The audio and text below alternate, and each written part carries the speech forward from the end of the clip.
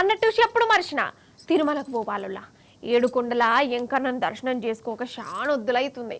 మరి ఎంకన్న స్వామి ఎన్నడు వెళ్తాడో నన్ను ఏమో తెలియదు కానీ సరే ఇప్పుడుగా తిరుమల ముచ్చటనే చెప్పుకుందాం. ఎందుకు టీవీలో ఎంకన్న దర్శనం చేస్తావా ఏంది అని అనేరు. మనం పోయేది ఎంకన్న దర్శనానికి కాదు, ఒక పులి చిరుత పులి దర్శనానికి. ఏందవ్వా తిరుమల దాకా పోయి చిరుతపులి దర్శనం ఏందని కోపానికి వచ్చారు. ఇట్లా ఎందుకన్ననో ఈ ముచ్చట చూడురి మీకే పురాగ సమజ్ అవుతుంది. ఇప్పుడు మనము తిరుమలనే ఉన్నమొల్లా చీకటి పడ్డది, రోడ్డు మీదకి వెళ్ళి జనాలు పోతురు కదా. అంతలో ఏమైందంటే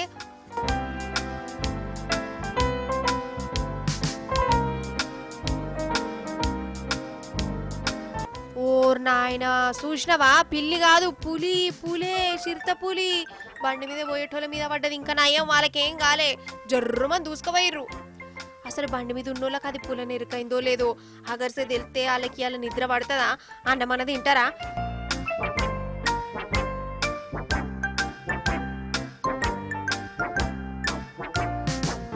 కాదోళ్ళ ఈ నడుమ తిరుమలకు పులులు బాగా వస్తానే వల్ల రోడ్డు మీద కదా కుక్కలు పిల్లులు ఎట్లా తిరుగుతాయో పులులు అట్లా తిరుగుతున్నాయి, మంది మీద పడుతున్నాయి. మరి ఎందుకు ఇట్లా చేస్తున్నాయి కావచ్చు.